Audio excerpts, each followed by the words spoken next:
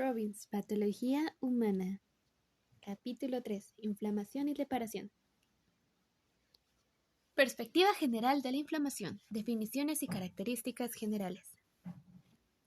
La inflamación es una respuesta de los tejidos vascularizados frente a las infecciones y lesiones tisulares que aportan células y moléculas defensivas del huésped desde la circulación a los lugares en los que se necesita para eliminar los agentes lesivos. Aunque en el lenguaje médico común y no técnico el término inflamación sugiere una reacción dañina, en realidad se trata de una respuesta protectora esencial para la supervivencia. Sirve para librar al huésped de la causa inicial de la lesión, por ejemplo, microbios, toxinas, y de las consecuencias de la misma, por ejemplo, células necróticas y tejidos. Los mediadores de la defensa incluyen los leucocitos, fagocitos, los anticuerpos y las proteínas de complemento, figura 3.1. La mayor parte de estas circulan en la sangre, donde están secuestrados de forma que no pueden lesionar los tejidos normales, pero sea posible reclutarlos con rapidez a cualquier lugar del cuerpo. Algunas de las células implicadas en las respuestas inflamatorias también residen en los tejidos, donde actúan como centinelas que vigilan posibles amenazas. El proceso de inflamación hace llegar leucocitos y proteínas a los invasores extraños, como los microbios, y a los tejidos lesionados o necróticos, y activa las células y moléculas reclutadas, que permiten eliminar sustancias dañinas o no deseadas. Si no existiera la inflamación, las infecciones no se podrían controlar. Las heridas nunca se curarían y los tejidos dañados podrían convertirse en úlceras permanentes. La reacción inflamatoria típica sigue una serie de pasos secuenciales. El agente dañino que se localiza en los tejidos extravasculares es reconocido por las células y moléculas del huésped. Se reclutan proteínas plasmáticas y leucocitos de la circulación al foco en que se encuentra el agente dañino. Los leucocitos y las proteínas se activan y colaboran en la destrucción y la eliminación de la sustancia dañina. La reacción se controla y termina. Se repara el tejido lesionado. La inflamación puede ser de dos tipos, aguda y crónica. Tabla 3.1. La respuesta rápida inicial frente a las infecciones y lesiones tisulares se llama inflamación aguda. Se desarrolla típicamente de minutos a horas y dura poco, entre horas y unos pocos días. Sus principales características son la exudación de líquido y proteínas plasmáticas, edema, y la migración de los leucocitos, principalmente neutrófilos, llamados también leucocitos polimorfonucleares. Cuando la inflamación aguda consigue el objetivo de eliminar el agresor, la lesión desaparece y se repara la lesión residual. Sin embargo, si la respuesta inicial no consigue eliminar el estímulo, la lesión evoluciona a una inflamación más prolongada, que se llama inflamación crónica. Como se comenta más adelante en este capítulo, la inflamación crónica puede aparecer después de la inflamación aguda o hacer un novo durante más tiempo y se asocia a un mayor grado de destrucción tisular, presencia de macrófagos o linfocitos, proliferación de vasos sanguíneos y fibrosis. La inflamación se induce por mediadores químicos que se producen por las células huésped en respuesta a un estímulo lesivo.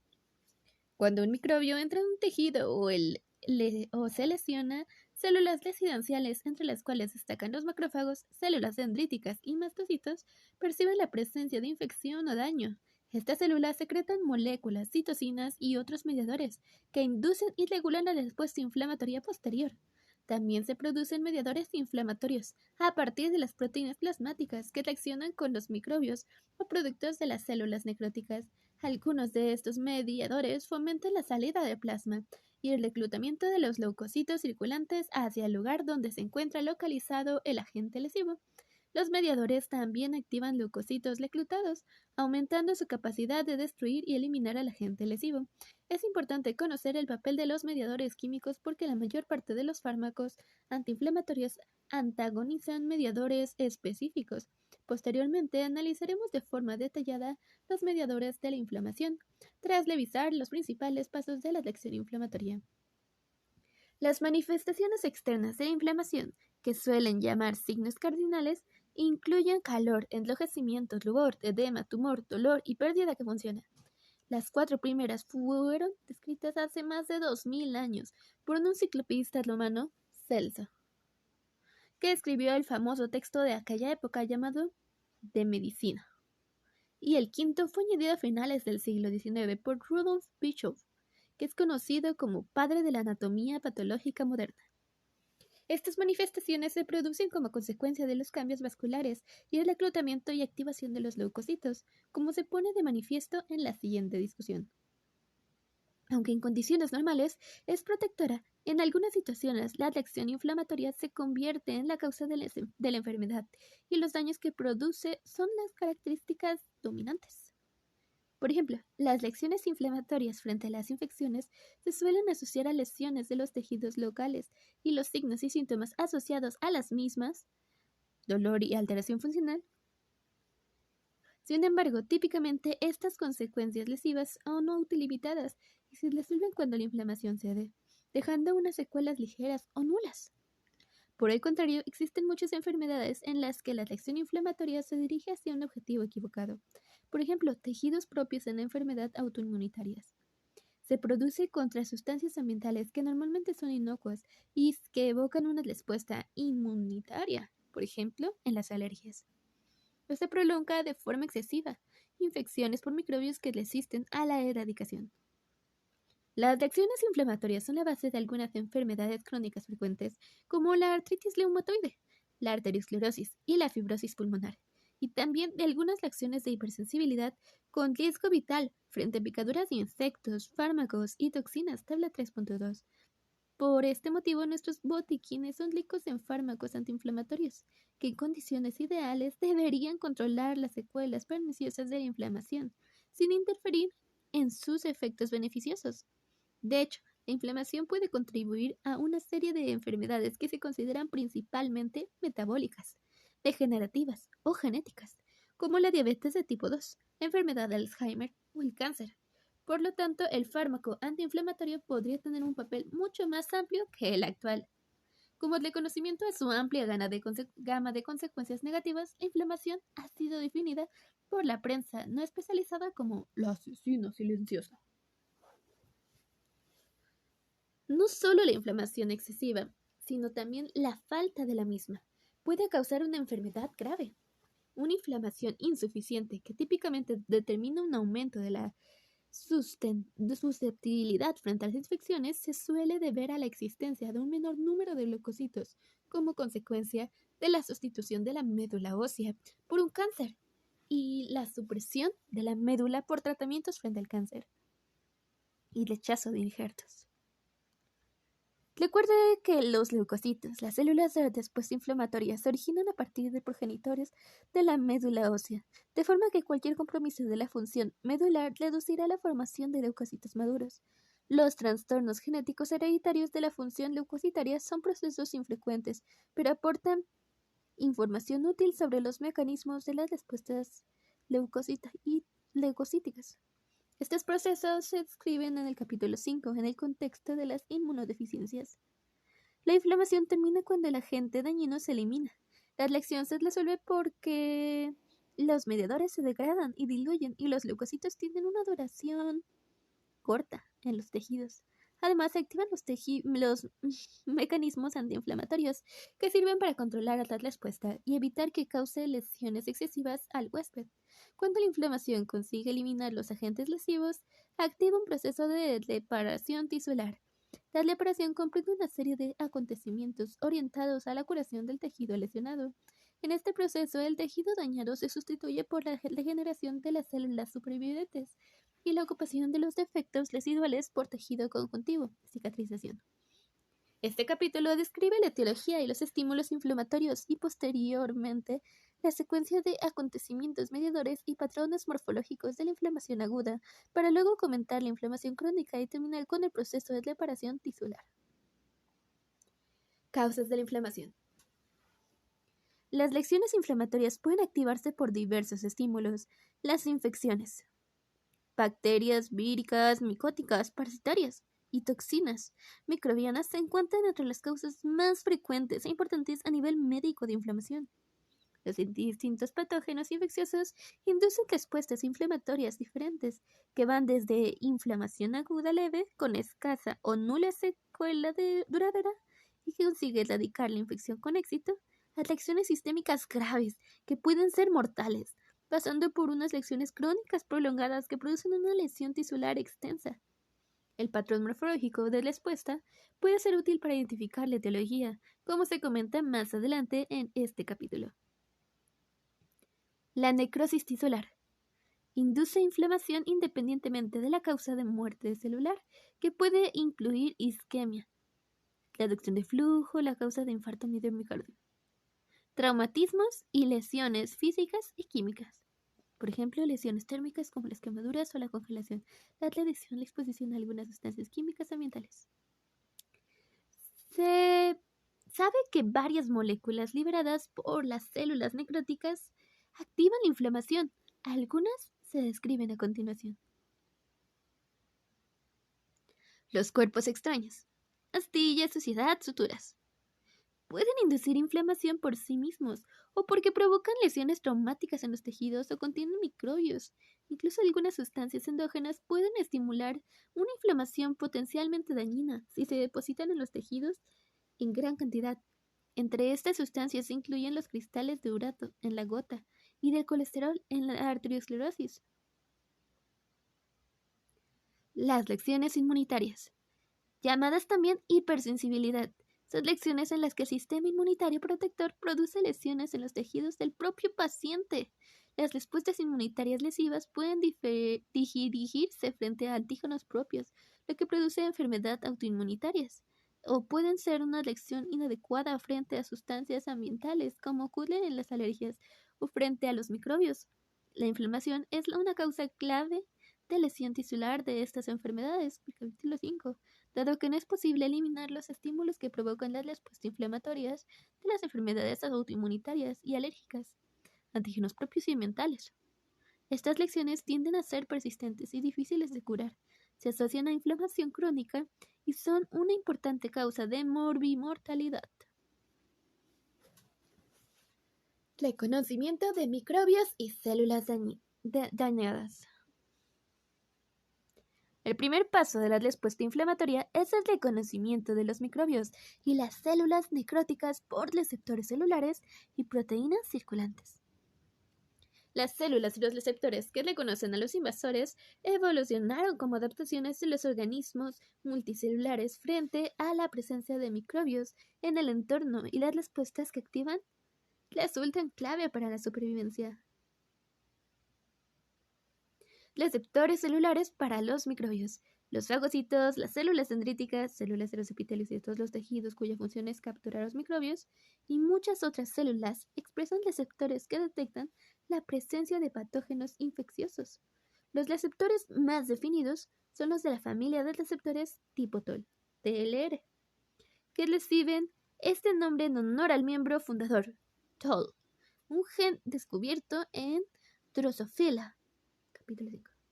Los TLR se localizan en las membranas plasmáticas y los endosomas, de forma que pueden detectar los microbios extracelulares ingeridos. Existen otros sensores microbianos en el citoplasma de las células. Los TLR reconocen motivos comunes a muchos microbios que se suelen denominar patrones moleculares asociados a patógenos PAMP. El reconocimiento de los microbios por estos receptores estimula la producción y la expresión de una serie de proteínas secretadas y de membrana, entre las que se incluyen citocinas que inducen la inflamación, citocinas antivirales, interferones y citocinas y proteínas de membrana que fomentan la activación de los linfocitos e incluso respuestas inmaduras más potentes. Volveremos a comentar en el detalle las TLR en el capítulo 5. Al analizar la inmunidad innata, que es la defensa inicial frente a las infecciones. Sensores de la lesión celular. Todas las células tienen receptores citosólicos que reconocen moléculas que se liberan o alteran como consecuencia de la lesión celular, por lo que se denomina de forma exacta patrones moleculares asociados a la lesión TAMP. Estas moléculas incluyen ácido úrico, un producto de la degradación de ADN, El ATP, liberado por las mitocondrias dañadas, una concentración reducida de K+ intracelular que refleja la pérdida de iones por lesión de las membranas plasmáticas, y el ADN cuando se libera al citoplasma y no queda secretado en el núcleo como ocurre normalmente, entre otros. Los receptores activan un complejo citosólico multiproteico llamado inflammasoma, que induce la producción de la citosina, interleucina y IL-1. La interleucina 1 recluta los leucocitos que induce de este modo la inflamación. Se comenta a continuación. Las mutaciones con ganancia de función de los receptores citosólicos son la causa de una enfermedad infrecuente, conocidas como síndromes autoinflamatorios, caracterizados por inflamación espontánea. Los antagonistas de la interleucina 1 son tratamientos eficaces de estos procesos. El inflammasoma se ha vinculado también con las reacciones inflamatorias frente a los cristales de urato, causas de la gota, o los cristales de colesterol en la arteriosclerosis, los lípidos en el síndrome metabólico y la diabetes asociada a la obesidad, y los depósitos de amiloide en el cerebro, en la enfermedad de Alzheimer. Estos trastornos se abordan en los capítulos correspondientes. Proteínas circulantes. Varias proteínas plasmáticas reconocen los microbios y actúan para descubrir los microbios transportados por la sangre y estimular inflamación en los tejidos infectados. El sistema de complemento reacciona frente a los microbios y produce mediadores de inflamación, comentados más adelante. Una proteína circulante llamada lectina, transportadora de masa, reconoce los azúcares microbianos y fomenta la ingesta de los microbios y la activación del sistema de complemento. Otras proteínas llamadas colectinas también se unen a los microbios y fomentan la fagocitosis. Resumen: características generales y causas de la inflamación. La inflamación es una respuesta beneficiosa para el huésped frente a los invasores extraños y el tejido necrótico, pero también puede producir lesiones tisulares. Los principales componentes de la inflamación son una reacción vascular y una reacción celular. Ambas se activan por mediadores derivados de las proteínas plasmáticas y distintas células. Los pasos de la respuesta inflamatoria se pueden aprender como las 5R. 1. Reconocimiento del agente lesivo. 2. Reclutamiento de los leucocitos. 3. Retirada del agente. 4. Regulación, control de la respuesta. 5. Resolución, reparación. Las causas de la inflamación incluyen infecciones, necrosis tisular, cuerpos extraños, traumatismos y respuestas inmunitarias. Las células epiteliales, los macrófagos tisulares y las células dendríticas, los leucocitos y otros tipos celulares expresan receptores que perciben la presencia de microbios y células necróticas. Las proteínas circulantes le conocen los microbios que han entrado a la sangre. La consecuencia de la inflamación aguda puede ser la eliminación del estímulo lesivo seguida de una disminución de la reacción, en la reparación del tejido lesionado o una lesión persistente que se considera inflamación crónica. Inflamación aguda. La inflamación aguda tiene 3 componentes principales. 1. Dilatación de los vasos pequeños con aumento del flujo. 2. Aumento de la permeabilidad microvascular, que permite la salida de las proteínas plasmáticas y los leucocitos de la circulación. Y 3. Migración de los leucocitos de la microcirculación con acumulación en el foco lesional y activación para eliminar el agente lesivo. Cuando se encuentra un agente lesivo, como un germen infeccioso o las células muertas, los fagocitos residentes en todos los tejidos tratan de eliminarlos. Al mismo tiempo, los fagocitos y otras células centinelas de los tejidos reconocen la presencia de las sustancias extraña o anormal y reaccionan liberando moléculas solubles que median la inflamación. Algunos de estos mediadores actúan sobre los vasos pequeños de la vecindad y fomentan la salida de plasma y el reclutamiento de los leucocitos circulantes hacia el lugar donde se encuentra el agente lesivo. Reacciones de los vasos sanguíneos en la inflamación aguda. Las reacciones vasculares de la inflamación aguda incluyen cambios en el flujo de la sangre y la permeabilidad vascular, ambos orientados a maximizar el desplazamiento de las proteínas plasmáticas y los leucocitos que salen a la circulación y si se dirigen hacia el lugar de la infección o la lesión. La salida de líquido, proteínas y células sanguíneas desde el sistema vascular a los tejidos intersticiales o cavidades corporales se denomina exudación. El exudado es un líquido extravascular con una elevada concentración de proteínas que contiene residuos celulares. Su presencia implica que la permeabilidad de los vasos pequeños está aumentada, típicamente durante la reacción inflamatoria. Por el contrario, un transudado es un líquido con escaso contenido proteico, pocas o ninguna célula y una densidad baja. Se corresponde básicamente con un ultrafiltrado de plasma de la sangre, producido como consecuencia de un desequilibrio osmótico o hidrostático en los vasos con una permeabilidad normal. Capítulo 4. Edema alude a un exceso de líquido en el tejido intersticial o las cavidades serosas. Puede ser un exudado o un transudado. El pus. Un exudado purulento. Es un exudado inflamatorio rico en leucocitos, sobre todo neutrófilos, residuos de células muertas y en muchos casos microbios.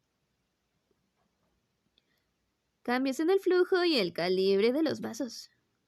Los cambios en el flujo y calibre de los vasos se producen poco después de la lesión e incluye lo siguiente. Vasodilatación inducida por la acción de varios mediadores, sobre todo histamina, en el músculo liso vascular. Se trata de una de las manifestaciones más precoces de la inflamación aguda y puede venir procediendo por una vasoconstricción transitoria. La vasodilatación afecta inicialmente las arteriolas y luego determina la apertura de nuevos lechos capilares en el área. La consecuencia es un aumento del flujo que causa dolor y enleucocimiento, eritema, en un foco inflamatorio. La vasodilatación se disigue rápidamente de un aumento de la permeabilidad de la microvasculatura con salida de un líquido rico en proteínas, exudado, hacia los tejidos extravasculares. La pérdida de líquido y el aumento de diámetro vascular reducen la velocidad del flujo de la sangre, con concentración de eritrocitos en los vasos sanguíneos y aumento de la viscosidad de la sangre. Estos cambios determinan éstasis del flujo, ocupación de los vasos pequeños, que se llenan de eritrocitos que se mueven con lentitud, que histológicamente se observan con congestión vascular y que a nivel externo se traducen en una zona localizada de enrojecimiento, eritema en el tejido afectado. Cuando se desarrolla éstasis, los leucocitos de la sangre, sobre todo los neutrófilos, se acumulan a lo largo del endotelio vascular. Al mismo tiempo, se activan las células endoteliales por mediadores producidos en los sitios de infección y daño tisular, y expresan una mayor cantidad de moléculas de adhesión. Posteriormente, los leucocitos se adhieren al endotelio y poco después migran a través de la pared vascular hacia el tejido intersticial, en una secuencia que se describe más adelante. Aumento de la permeabilidad vascular, extravasación vascular. Varios mecanismos son responsables del aumento de la permeabilidad vascular observados en la inflamación aguda, figura 3.3. Retracción de las células endoteliales, que provoca la apertura de los espacios interendoteliales en el mecanismo más frecuente de la extravasación vascular. Se estimula por la histamina, la varadicina, los leucotrienos y otros mediadores químicos. Se producen rápidamente tras la exposición al mediador, en 15 a 30 minutos, y suele durar poco. Por eso se denomina respuesta transitoria inmediata, para diferenciarla de la respuesta prolongada tardía que aparece tras la lesión endotelial y que se describe más adelante. Los principales lugares en los que se produce este aumento rápido de la permeabilidad vascular son las vénulas postcapilares. Lesión endotelial, que determina necrosis y desprendimiento de las células endoteliales. La lesión directa del endotelio se produce en las lesiones graves, como las quemaduras, o también se induce por las acciones de los microbios y las toxinas microbianas, que tienen como diana las células endoteliales. Los neutrófilos que se adhieren al endotelio durante la inflamación también pueden producir lesiones en las células endoteliales y de este modo amplificar la reacción. En la mayor parte de los casos, la extravasación comienza inmediatamente después de producir la lesión y se mantiene varias horas hasta que los vasos lesionados se trombosan o le paran. Aumento del transporte de líquidos y proteínas, llamado transcitosis, a través de las células endoteliales. Este proceso, demostrado en modelos experimentales, puede implicar a canales intravasculares que se abren en respuestas a determinados factores, como el factor de crecimiento endotelial vascular, BEC, que fomentan la extravasación vascular. No está clara su participación en la permeabilidad vascular observada en la inflamación aguda en las personas. Aunque estos mecanismos de aumento de la permeabilidad vascular se describen por separado, todos contribuyen probablemente en grado variable en la respuesta frente a la mayor parte de los estímulos. Por ejemplo, en las distintas fases de las quemaduras térmicas, la extravasación del líquido es consecuencia de la retención endotelial causada por los mediadores inflamatorios y la lesión endotelial tanto directa como dependiente de los leucocitos. Respuesta de los vasos y ganglios linfáticos. Además de los vasos sanguíneos, los vasos linfáticos participan en la inflamación aguda. El sistema de los linfáticos y los ganglios filtra y vigila los líquidos extravasculares. Los linfáticos drenan la pequeña cantidad de líquido extravascular que se sale de los capilares en circunstancias normales. En la inflamación aumenta el flujo linfático para facilitar el drenaje de líquido del edema que se acumula por el aumento de la permeabilidad vascular. Además del líquido, los leucocitos y residuos celulares y también los microbios pueden entrar en la linfa. Los vasos sanguíneos, igual que los sanguíneos, proliferan durante las lesiones inflamatorias para afrontar el aumento de la carga. Los linfocitos pueden inflamarse de forma secundaria, linfagitis, igual que los ganglios linfáticos de drenaje. Linfoadenitis. Los ganglios linfáticos inflamatorios suelen estar aumentados de tamaño por el aumento de celularidad.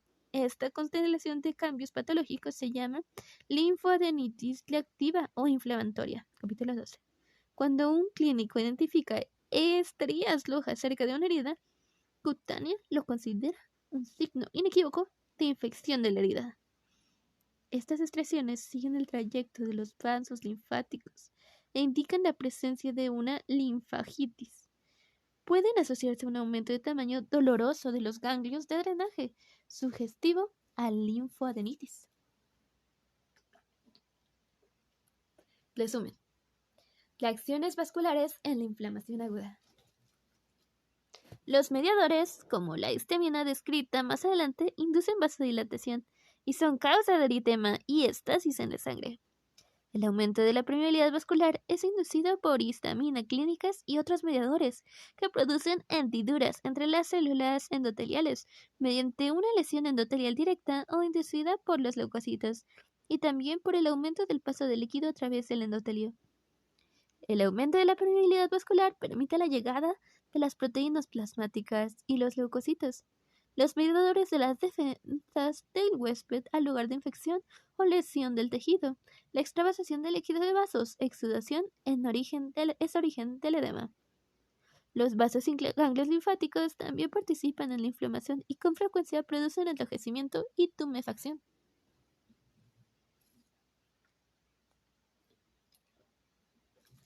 Reclutamiento de los leucocitos a los focos inflamatorios. Los leucocitos reclutados a los focos inflamatorios realizan una función clave, que es eliminar los agentes lesivos.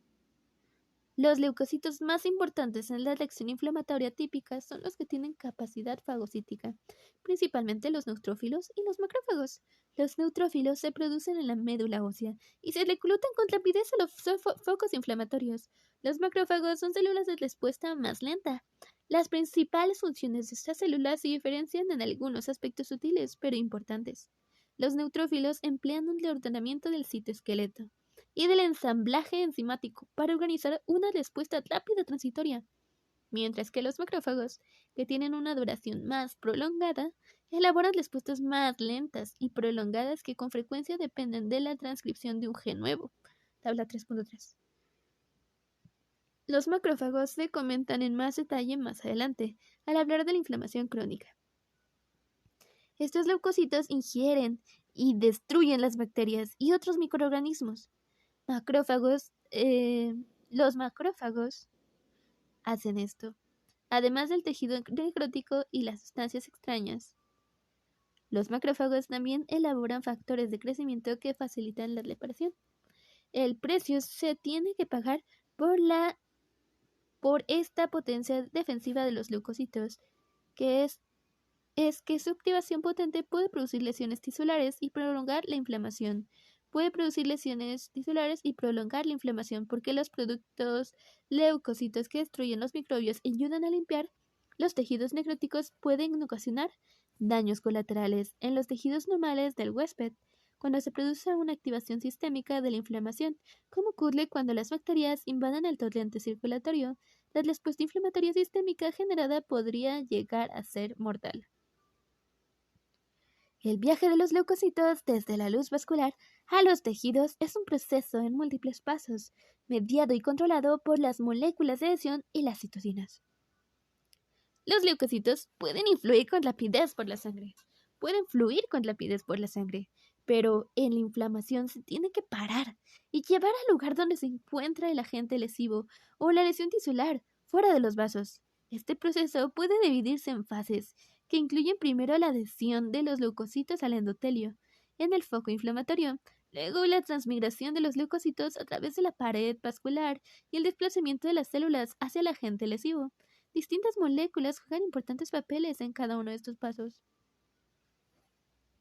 Adhesión de los leucocitos al endotelio. Cuando la sangre sale de los capilares a las vénulas postcapilares, las células circulantes son empujadas por el flujo laminar contra la pared vascular. Como los eritrocitos son más pequeños, suelen moverse con más rapidez que los leucocitos de mayor tamaño. En consecuencia, los eritrocitos quedan limitados a la columna axial central y los leucocitos son empujados hacia la pared del vaso. Aunque el flujo impide que las células se unan al endotelio, dado que el flujo de sangre se ralentiza en las fases precoces de la inflamación, estasis, las condiciones hemodinámicas cambian, el estrés de cizallamiento de la pared disminuye, y más leucocitos asumen una posición periférica a lo largo de la superficie endotelial. Este proceso de la distribución de los leucocitos se llama marginación. Al acercarse a la pared vascular, los leucocitos consiguen destacar los cambios en el endotelio y reaccionar frente a ellos. Si las células endoteliales se activan por las citocinas y otros mediadores elaborados a nivel local, expresan moléculas de adhesión a los que los leucocitos se unen de forma laxa. Estas células se ligan y desprenden y empiezan a dar tumbos sobre la superficie endotelial en un proceso denominado rodamiento. Al final, las células se quedan en reposo en algún punto, donde se adhieren con firmeza, recordando de este modo los cantos lodados sobre los que se circula una corriente sin modificarlos. La unión de los leucocitos a las células endoteliales viene mediada por las moléculas de adhesión complementarias de los tipos celulares, cuya expresión está aumentada por las de los tipos celulares, cuya expresión está aumentada por las citocinas. Las citocinas las secretan las células de los tejidos en respuesta a los microbios y otros agentes lesivos, de forma que se garantiza que los leucocitos sean reclutados hacia los tejidos en los que existen estímulos. Las dos principales familias de moléculas implicadas en la adhesión y la migración de los leucocitos son las selectinas y las integrinas. Estas moléculas se expresan en los leucocitos y las células endoteliales, igual que sus ligandos. Las selectinas median la interacción inicial débil entre los leucocitos y el endotelio. Las selectinas son receptores expresados en los leucocitos y el endotelio, que contienen un antimonio extracelular que se une a los azúcares. De ahí el término lectina en su nombre. Los tres miembros de esta familia son E-selectina, llamado también CD62E, presente en las plaquetas y en el endotelio. P-selectina, CD62P, presente en las plaquetas y en el endotelio. Ok, repito. Los tres miembros de esta familia son E-selectina, llamados también CD62E, expresada en las células endoteliales, P-selectina, CD62P, presente en las plaquetas y endotelio, y L-selectina, CD62L, presente en la superficie de la mayor parte de los leucocitos. Los ligandos de la selectina son los oligosacáridos que contienen ácido siliciálico, unidos a los esqueletos de glucoproteínas. Las selectinas endoteliales se expresan típicamente en concentraciones bajas o no se expresan en absoluto en el endotelio no activado y se regularizan al alza tras la estimulación de las citocinas y otros mediadores.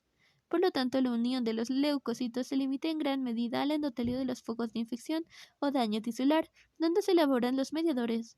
Por ejemplo, en las células endoteliales no activadas, la P-selectina se encuentra principalmente en los cuerpos de Weibel-Palade intracelulares. Sin embargo, a los pocos minutos de la exposición a los mediadores como la histamina y la trombina, la P-selectina se distribuye hacia la superficie celular.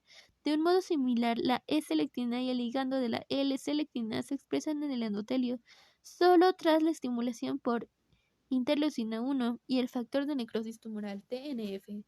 Citocinas elaboradas por los macrófagos tisurales, las células dendríticas, los mastocitos y las células endoteliales, tras el encuentro con microbios o tejidos muertos. Estas y otras citocinas se describen de forma más detallada a continuación. Los leucocitos expresan la L-selectina en las puntas de las microvellosidades y también expresan ligandos para la E-selectina y P-selectina, todos los cuales se unen a las moléculas complementarias en las células endoteliales. Estas interacciones tienen baja afinidad y se rompen con rapidez por el flujo de sangre. En consecuencia, los leucocitos ligados se unen, separan y vuelven a unir, de forma que empiezan a rodar por la superficie endotelial. Estas interacciones débiles de rodamiento mediadas por la selectina ralentizan a los leucocitos y les dan la oportunidad de conocer moléculas de adhesión adicionales en el endotelio. La adhesión firme de los leucocitos al endotelio viene medida por una familia de proteínas de superficie de los leucocitos llamada integrinas.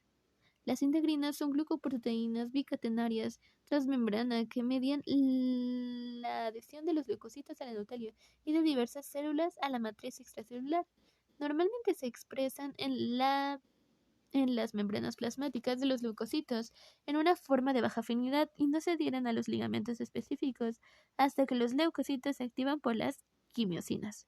Las quimiosinas son citocinas quimioatrayentes secretadas por muchas células en los focos inflamatorios. Se unen a las prostaglandinas de las células endoteliales y se muestran en grandes concentraciones en la superficie endotelial.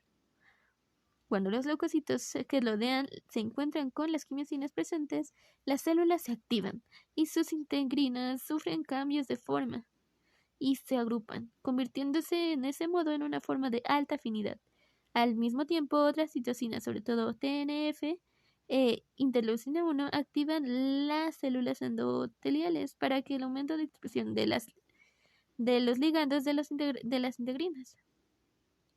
En estos ligandos se incluye la molécula de adhesión intercelular 1, ICAM1, que se une a las integrinas antígeno 1 asociadas a la función del leucocito LFA1, llamado también CD11 a CD18, y el antígeno de los macrófagos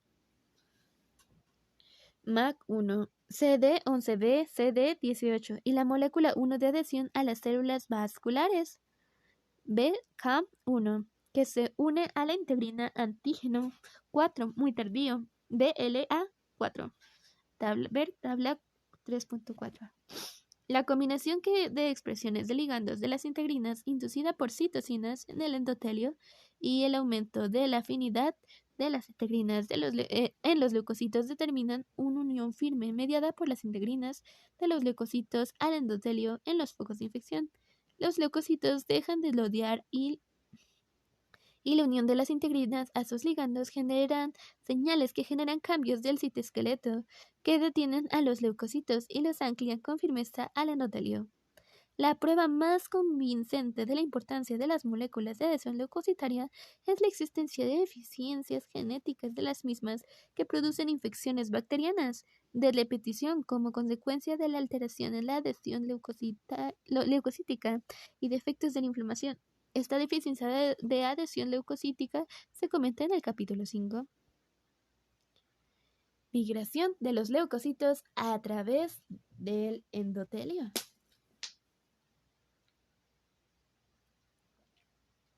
Tras detenerse sobre la superficie endotelial, los leucocitos migran a través de la pared del vaso, principalmente porque se exprimen entre las células en las uniones intracelulares. Esta extravasación de leucocitos, llamada transmigración, sucede principalmente en las fénulas postcapilares, lugar en el cual se produce la máxima retracción de las células endoteliales. El desplazamiento adicional de los leucocitos es regulado por las quimiosinas, elaboradas en los tejidos extravasculares, que estimulan el movimiento de los mismos a favor del gradiente químico. Se describen a continuación. Además, la molécula de adhesión entre la célula endotelial y la plaqueta 1, PCAM1, denominada también CD31, una molécula de adhesión de la superfamilia de las inmunoglobulinas, IG, expresada en los leucocitos y las células endoteliales. Intervienen en los procesos necesarios para que los leucocitos atraviesen el endotelio. Tras hacerlo, los leucocitos perforan la membrana basal, posiblemente mediante la secreción de colagenasa, y entran en el tejido extravascular.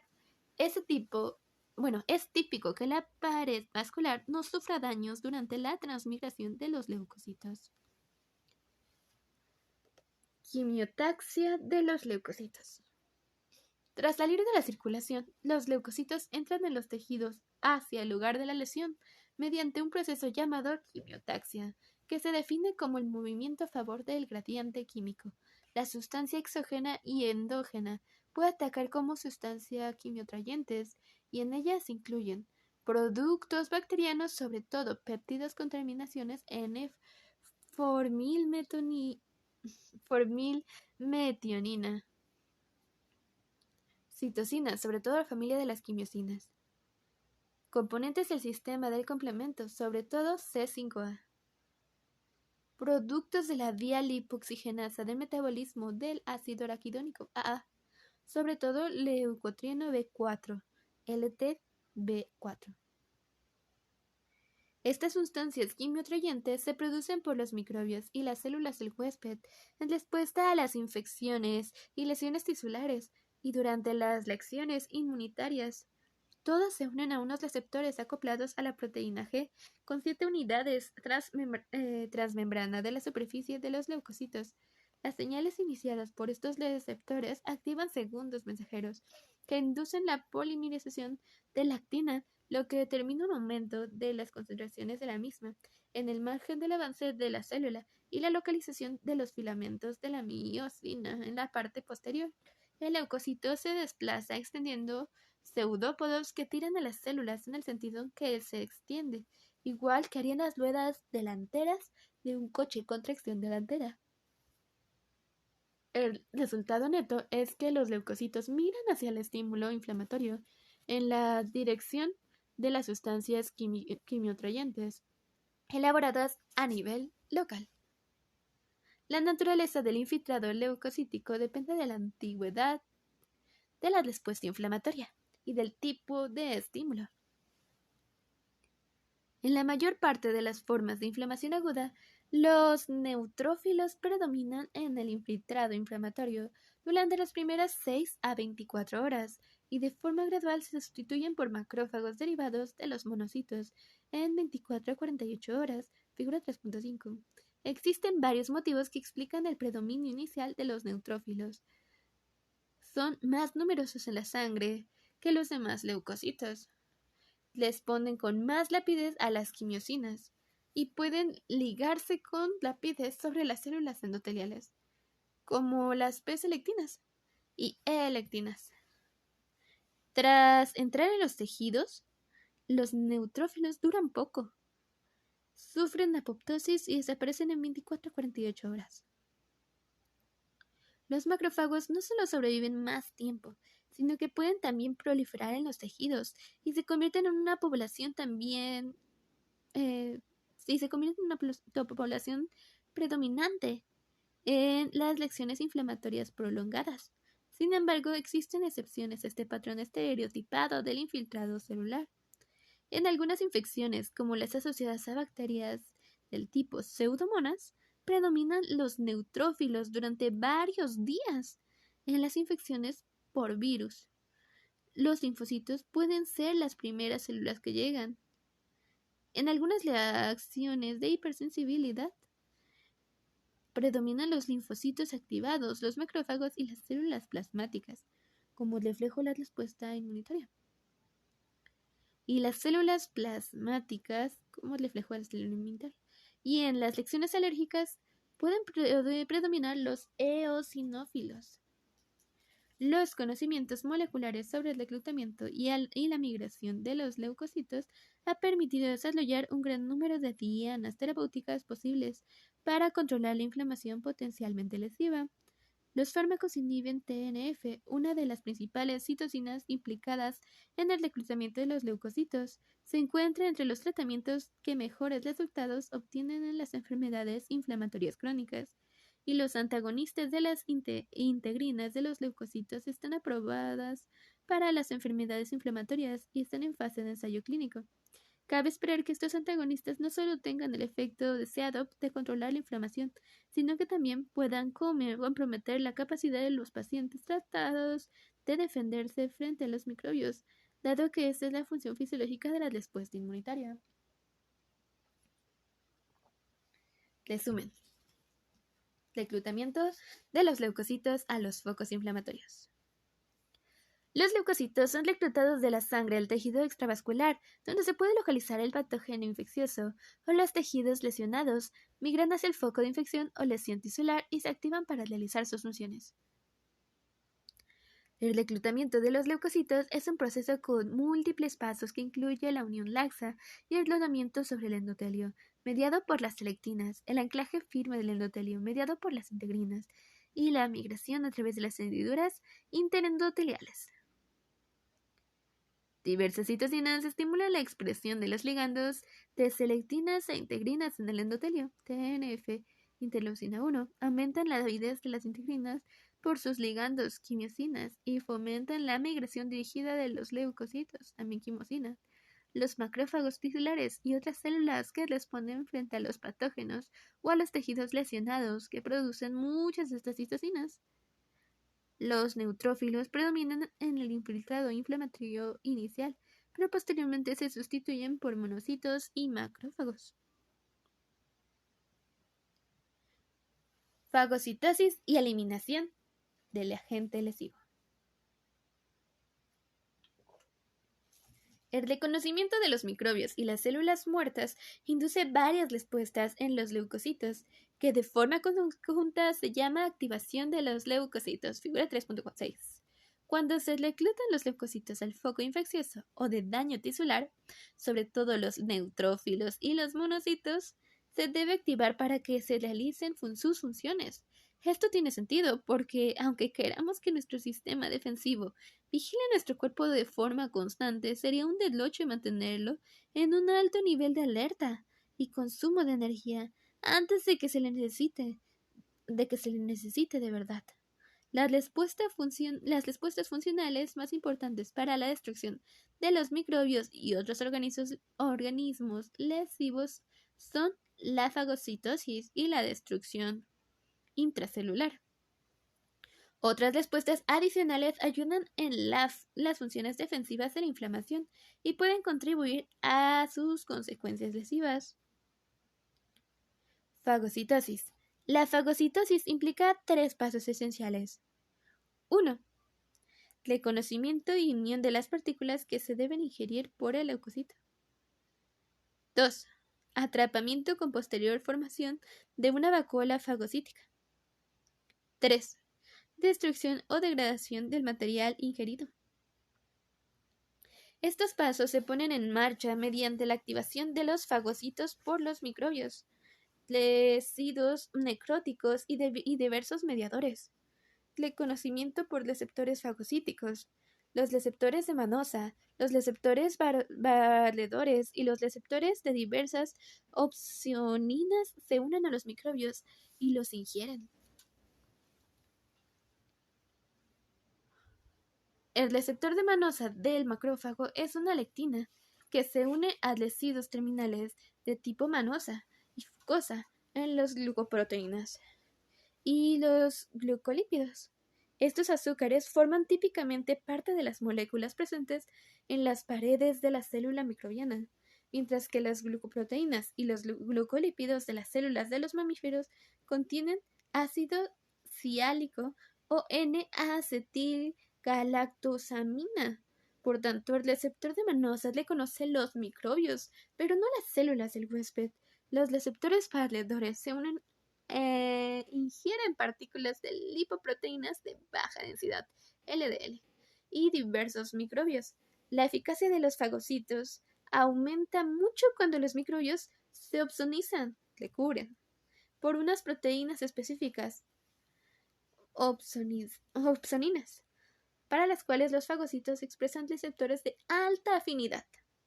Las principales opsoninas son los anticuerpos inmunoglobulinas, IgG, el producto de degradación C3b de la activación del complemento, y algunas lectinas plasmáticas, sobre todo la lectina ligadora de mannose, todas las cuales se le conocen por receptores específicos de los leucocitos. Atrapamiento.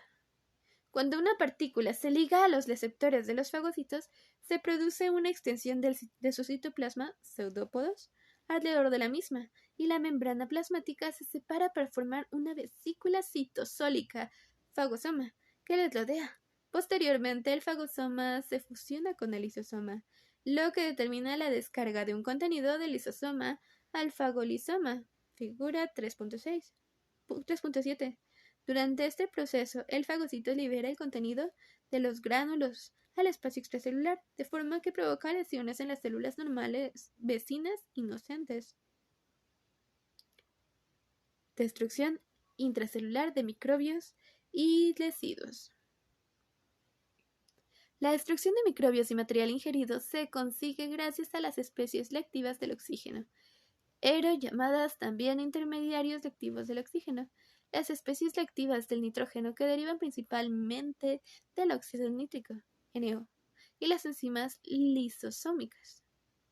Figura 3.7. Este es el paso final de la eliminación de los agentes infecciosos y las células necróticas, la destrucción y la degradación de los microbios y la eliminación de los residuos de las células muertas dentro de los neutrófilos y los macrófagos se consigue con mayor eficacia tras su activación. Todos estos mecanismos de destrucción suelen estar secuestrados dentro de los lisosomas en condiciones normales, hacia los cuales se dirigen los materiales fagocitados. Por tanto, la sustancia que puede resultar lesiva son preparados de citoplasma y el núcleo de la célula para evitar lesiones en el fagocito, mientras realiza su función normal. Especies lectivas del oxígeno. La ERO se produce mediante un ensamblaje, y una activación rápida de una enzima con múltiples componentes, la fagocitooxidasa, llamada también NADPH oxidasa, que oxida el dinucleótido fosfato de nicotinamida adenina reducido, NADPH. Y en este proceso reduce el oxígeno a anión superoxidado, O2, figura 3.7b. En los neutrófilos, esta reacción de oxidación es muy vinculada con los fagocitos, con la fagocitosis, y se denomina estallido respiratorio. La fagocitooxidasa es un complejo enzimático que comprende al menos 7 proteínas. En los neutrófilos en reposo, los distintos componentes de la enzima se localizan en la membrana plasmática y el citoplasma. Como respuesta a los estímulos activadores, los componentes de la proteína citosólica se traslocan a la membrana fagosoma, donde se ensamblan y forman el complejo enzimático funcional. Por tanto, la ERO se genera dentro del fagolisosoma, donde actúan sobre las partículas ingeridas sin producir lesiones en la célula huésped. El O2 que se produce en esta reacción se convierte en peróxido de hidrógeno, H2O2, principalmente mediante dismutación espontánea, que es un proceso de oxidación y reducción simultáneas. El H2O2 no puede matar a los microbios de forma eficiente por sí mismo. Sin embargo, los gránulos azurófilos de los neutrófilos contienen la enzima mieloperoxidasa, MPO, que en presencia de un haluro como cloro negativo convierte H2O2 en hipoclorito o Cl2, el ingrediente activo de la lejía doméstica. Este último es un potente antimicrobiano que destruye los microbios por halogenización, proceso en el cual el haluro se une de forma covalente a los elementos celulares o por oxidación de las proteínas y los lípidos. Peroxidación lipídica. El sistema H2O2-MPO, haluro en el sistema bacteriano más eficiente de los neutrófilos.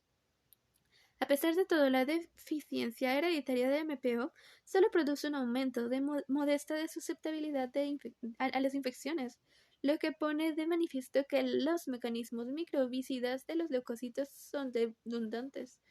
El H2O2 también se convierte en radical hidroxilo OH, otro potente agente destructivo, como se comentó en el capítulo 2. Estos radicales libres derivados del oxígeno se unen a los lípidos, las proteínas y los ácidos nucleicos celulares y de este modo destruyen las células como los microbios.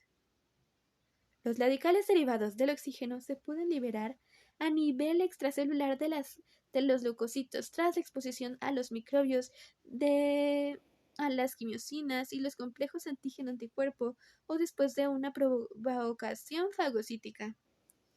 Estas ERO están implicadas en las lesiones tisulares que se asocian a la inflamación. El suelo, los líquidos tisulares y las células del huésped tienen mecanismos antioxidantes que protegen a estos radicales derivados del oxígeno potencialmente dañinos. Estos antioxidantes se analizan en el capítulo 2. Incluyen la enzima superóxido dismutasa, que se encuentra o puede activarse en diversos tipos celulares. 2. La catalasa, que inhibe la toxicidad del H2O2. 3. Glutatión peroxidasa, otro componente desintoxicante del H2O2.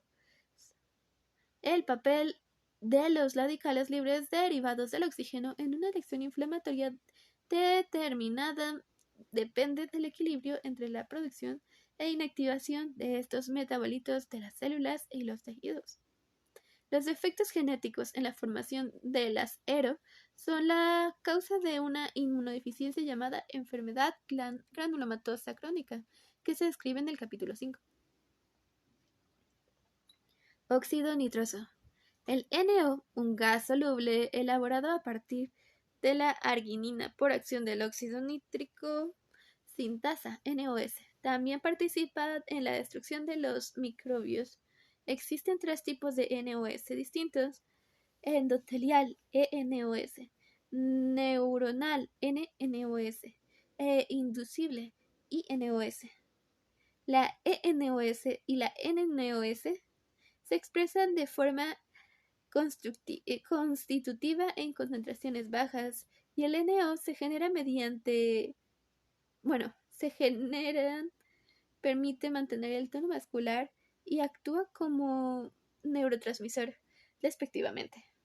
La INOS, el tipo implicado en la destrucción microbiana, se expresa cuando los macrófagos se activan por las citocinas, por ejemplo, IFN gamma, o los por productos microbianos e induce la producción de NO.